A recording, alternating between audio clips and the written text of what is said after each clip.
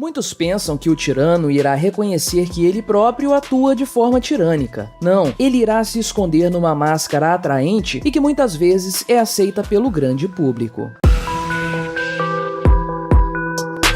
Este é o Visão Libertária, sua fonte de informações descentralizadas e distribuídas. Este artigo foi escrito por historiador libertário, revisado por Donda, narrado e produzido por mim, Quintessência. Uma característica comum de um governo tirano é mentir sobre suas reais intenções e distorcer os significados reais das palavras. Por exemplo, democracia, que deveria significar uma genuína vontade e participação populares sobre os interesses políticos, passa a significar o tirano mandando e o povo amedrontado e amordaçado obedecendo. Justiça é tudo menos justiça, ou seja, é um governo que protege bandidos em posição de poder, enquanto os verdadeiros justos são perseguidos, vilipendiados e até mesmo presos. O tirano não liga para a moral, para a ética ou qualquer verdade absoluta. Desde que ele esteja no poder controlando outras pessoas, tudo se torna justificável para manter seu controle sobre a sociedade, já que sua sede de poder é insaciável. Um grande inimigo do tirano e do Estado totalitário é a liberdade de expressão, pois a verdade e a livre circulação da informação têm o poder de minar seus planos e sua reputação, já que ele sempre faz coisas erradas e injustas. Ele precisa falsificar as narrativas e criar apenas uma versão sobre a realidade, criar uma visão que o favoreça. Por isso, o tirano e seus aliados precisam tanto perseguir qualquer voz dissidente, como impedir que empresas jornalísticas sejam independentes, através do uso da lei para ameaçar a legalidade de suas operações. E para criar consenso entre a maioria das pessoas, um grande monopólio do jornalismo, que se torna apenas um veículo de propaganda do tirano, precisa ser beneficiado e patrocinado pelo governo, em detrimento da livre competição no setor. As leis são totalmente pervertidas e passam a servir aos caprichos do tirano. Ele está pouco se lixando para uma sociedade baseada na justiça, como dissemos. Então a Constituição da nação e tudo o que deriva dela é apenas um objeto para consolidar e ampliar seus poderes, podendo sempre ser alterada ou interpretada de formas variadas de acordo com sua conveniência do momento. O filósofo inglês John Locke fez uma precisa definição do que é tirania ao escrever. A tirania é o exercício do poder além do direito, ao qual nenhum corpo pode ter direito. E isso é fazer uso do poder que qualquer um tem em suas mãos, não para o bem daqueles que estão sob ele, mas para sua própria vantagem particular. Quando o governante, por mais que tenha direito, não faz a lei, mas sua vontade a regra. E seus comandos e ações não são direcionados à preservação das propriedades de seu povo, mas à satisfação de sua própria ambição, vingança, cobiça ou qualquer outra paixão irregular. Claramente, se compararmos essa constatação de Locke com a realidade brasileira, podemos ver que integrantes políticos e tirânicos, disfarçados de juízes, ocupam a instituição máxima do judiciário brasileiro. Eles interpretam a Constituição de acordo com seu interesse do momento, sempre pensando em vantagens pessoais e de seus aliados mais próximos para prejudicar seus adversários. No Brasil atual, não estamos sendo governados pelo império da lei, absoluta e imparcial, mas pela vontade de tiranos sem escrúpulos que nunca deveriam estar onde estão, já que são apenas criminosos psicopatas que agem apenas em benefício de outros criminosos como eles. Para Locke e outros liberais, o propósito de um governo legítimo e justo é proteger a propriedade privada. No entanto, esta é a última preocupação das autoridades públicas brasileiras e de vários outros países do mundo governados por tiranos, como Rússia, China, Venezuela, Coreia do Norte, dentre outros. Os direitos de propriedade implicam o próprio corpo do indivíduo, além de suas posses materiais. Assim, nas palavras de Locke, a tirania se dá quando os comandos e ações de um governante não são direcionados à preservação das propriedades de seu povo, mas à satisfação de sua própria ambição, vingança, cobiça ou qualquer outra paixão irregular. E ele está totalmente certo, já que o tirano consegue sempre ampliar seu poder à medida que ele pode violar os direitos de propriedade dos indivíduos subjugados aos seus ditames. Por isso, certos bandidos disfarçados de juízes conseguem bloquear contas bancárias, seja de bancos e empresas ou pessoas físicas, e impor penalidades financeiras e outras restrições a essas pessoas. Portanto, o poder do Estado sempre será usado pelo tirano para reprimir a dissidência. Além disso, qualquer dissidência é injustamente acusada de ser violenta e representar uma ameaça ao povo ou ao sacrossanto Estado Democrático de Direito. Mas não se engane, Estado Democrático de Direito é apenas uma fachada para mascarar a usurpação do tirano para com a verdadeira democracia. Mesmo que a dissidência esteja agindo de forma justa, pacífica e reclamando pelo correto cumprimento dos artigos da Constituição do país, essas pessoas serão rotuladas de radicais, extremistas, fascistas e até de nomes piores. Os tiranos sempre gostam de concentrar todo o poder do Estado em um pequeno círculo interno de instituições e seletas pessoas na elite. Assim, acabam usurpando os poderes dos outros entes públicos. A descentralização do poder é tão importante por isso, pois ela impede que todas as decisões políticas e judiciais sejam concentradas nas mãos de poucos. Quando existe, por exemplo, uma concorrência maior de grupos de governança, isso impede que apenas um ou poucos órgãos de governança monopolizem todas as decisões e se tornem mais tirânicos. A propaganda do governo tirânico sempre visa criar bodes expiatórios ou classificar determinados grupos a serem perseguidos e demonizados pelo governo, estes que no Brasil são automaticamente rotulados de antidemocráticos, independentemente do que façam. Muitas vezes, se um político, jornalista ou quem quer que seja falhe ou faça algo, essa pessoa não será condenada pelo que fez, mas por qual classe ela pertence na ótica do governo tirânico. Se ela for de esquerda e fizer parte do clã progressista e socialista aceito pelos tiranos, ela será perdoada na maioria das vezes. Se pertencer à classe marginalizada e perseguida pelo governo, então será sumariamente condenada com todos os requisitos de crueldade possíveis. Portanto, se torna comum ações despóticas e extrajudiciais para com os opositores internos do regime, que são baseadas em novas interpretações da legislação vigente, revelando a total usurpação da lei e da justiça pelos tiranos no poder. Quando todos os aspectos de nossa vida, enfim, estiverem subjugados aos ditames do Estado, saberemos então que estamos numa sociedade totalitária. Como disse Benito Mussolini, tudo no Estado, nada fora do Estado e nada contra o Estado. Eis a frase que definiu o que é um governo totalitário, este que controla e está presente em todos os aspectos e setores da vida humana. E foi o filósofo Karl Popper que nos sugeriu uma maneira simples de identificar quando um governo deixa de ser legítimo e passa a se tornar tirânico. Ele escreveu: você pode escolher o nome que quiser para os dois tipos de governo. Pessoalmente, chamo o tipo de governo que pode ser removido sem violência de democracia e o outro de tirania. Portanto, sob um governo legítimo, caberia ao povo ter o poder de decisão em escolher seu governo, poder trocá-lo quando quiser. O problema, no entanto, é quando o Estado está aparelhado de agentes com enormes poderes em cargos vitalícios que, além de agirem acima da lei, não são colocados ou removidos de suas respectivas posições por votos populares. Essas pessoas são o verdadeiro establishment político, que consegue mandar no povo e fazer da lei seus desejos pessoais. Deveríamos nos espelhar nas ideias contidas na obra de John Locke, Dois Tratados sobre o Governo, onde ele esculpiu o que mais tarde se tornaria uma importante base filosófica da fundação dos Estados Unidos. Entre várias importantes constatações em defesa da liberdade, Locke escreveu: direito de revolução, a ideia de que qualquer governo que ultrapasse seus limites e esmague os próprios direitos que foi encarregado de assegurar é uma tirania, e o povo tem o direito de resistir, alterar e até mesmo abolir governos tirânicos. E como bem percebeu Frederic Bastiat ainda no século XIX quando escreveu: um dos fenômenos mais estranhos de nossa época, e que vai provavelmente espantar nossos descendentes, é a doutrina baseada nesta tripla hipótese: a inércia radical da humanidade, a onipotência da lei, a infalibilidade do legislador. Essas três ideias constituem o sagrado símbolo daqueles que se proclamam totalmente democratas. Obrigado por sua audiência. Se você gostou deste vídeo, deixe o seu like e o compartilhe com seus amigos para difundir as ideias da liberdade. Se quiser ser notificado dos próximos vídeos, clique em se inscrever e depois no ícone da campainha. Até a próxima!